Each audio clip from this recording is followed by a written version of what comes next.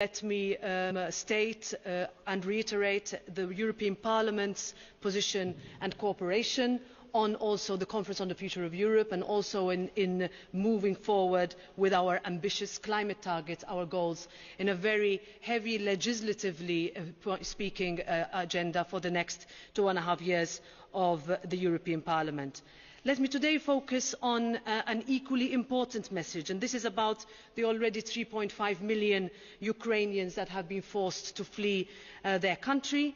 This is the largest movement of people we have seen since World War II, mostly women and children who were taken in by communities, ordinary citizens and children who are supported also by local mayors in Poland, in Slovakia, in Romania, in Moldova and in Germany, and across our continent. Europeans have opened their homes and their hearts for our fellow Europeans, and this is really Europe at its best. It is also time for us to seriously step up our assistance. These are unprecedented times and they need unprecedented responses. I'm sure we will continue to discuss this in our meeting, but also in the next few days in your meetings and in our European Council. The Temporary Protection Directive is a good start, but we need to organise ourselves and make sure that we will be able to handle a situation where people will continue to flee from Putin's indiscriminate shelling. Germany played a key role back in 2015 and the European Union is good at this. So my message also to you is that we can do this and we must do it. So thank you, and I look forward to our exchanges.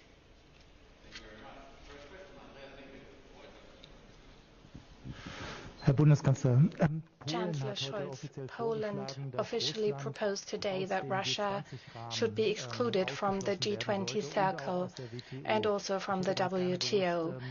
I would like to hear from you what Germany's stance is on this.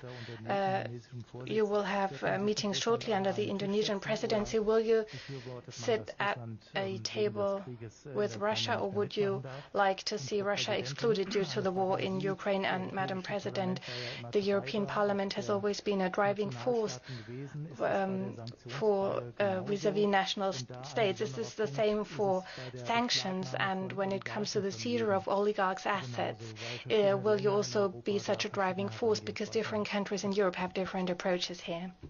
Well, the attack of Russia against Ukraine has consequences for Russia itself.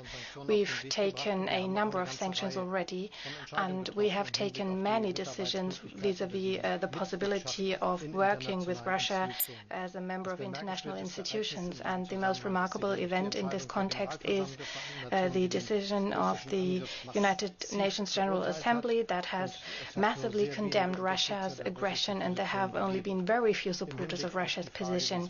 When it comes to how we move ahead with the WTO and the G20, I think these questions should be discussed with the countries immediately concerned and involved in this process, and not having individual decisions here. One thing is very clear: we're currently busy with something else. We need to then meet such meetings in such circles. We need immediately negotiations between Russia and Ukraine that go beyond what we've seen so far. You know that the Ukrainian president has urgently called for direct negotiations between him and Putin, and we need an immediate ceasefire now, a withdrawal of the invading troops, and the possibility to discuss peace together. Thank you. I confirm that the European Parliament will continue to be that driving force. We have seen unprecedented unity within the European Parliament in condemning Putin's actions, in offering the European Parliament with all its resources, all its help for our colleagues, not only in the Ukrainian Parliament but also in other countries that are essentially fighting the war for Europe.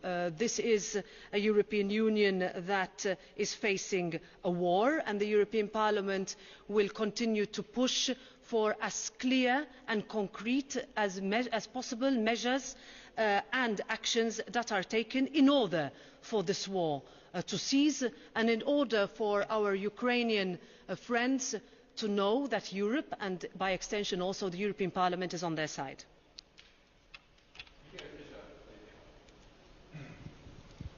Thank you, Mr. Chancellor.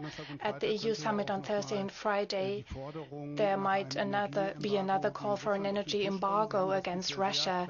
You've clearly excluded that so far. Could you see a compromise in the sense that coal and oil imports might be banned? And Madam President, the question to you, how do you see an energy embargo against Russia? Do you think that the EU summit should discuss this on Thursday and Friday?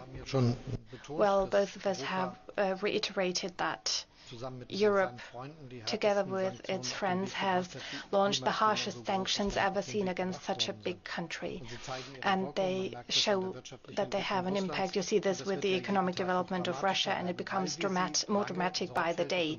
We see that these sanctions have been prepared over many weeks in great detail. And part of this is also thinking about tools that have this effect on the aggressor, but at the same time have minimal repercussions on economic development opportunities at home, and that we can uphold these sanctions. We have to be very clear here. It could be that this is not a short-term measure, but a longer conflict. So we need to be able to sustain our efforts. So the position of the federal government of Germany has not changed here. And by the way, the same is true for many other member states as well, that depend to a great deal on oil and gas imports, much more than Germany does. So we will not leave anyone behind here. What we have decided is to become independent as soon as possible from imports of oil and gas from Russia, and we work at this on this at full speed and in the greatest intensity. And if we manage to get this diversification as soon as possible, it will be leading automatically to more independence. But there was some construction work necessary in order to conclude contracts across the globe, which is necessary for that, but we work at this together and all over Europe. Yes, thank you. Taking on from the last words just said by the Chancellor, this is, let's say, first of all, sanctions have hit Russia hard. There have been, let's say, an escalating level of such sanctions in response to the escalating action of Putin's invasion. The European Parliament's position has been very clear from the very beginning that we need to become zero dependent on Russia, and that has to be our ultimate aim. We buy our energy from our friends and not our foes, and indirectly we are funding this war every day. Keeping it in mind means that we need to look at those member states, for example, that are 100% dependent on Russia, also from an importation of gas perspective, but not only member states, but countries in the neighbourhood, in the region, who are today having unprecedented burden on them in hosting these refugees, and are also not in a position today to be independent from Russia. And that is what we have to do as a European Union. It is our time to show leadership, and I think when we look at our climate ambitions and the legislation that we have in front of us, we're no longer talking about the green agenda that is solely being seen from an environmental point of view, from a climate point of view.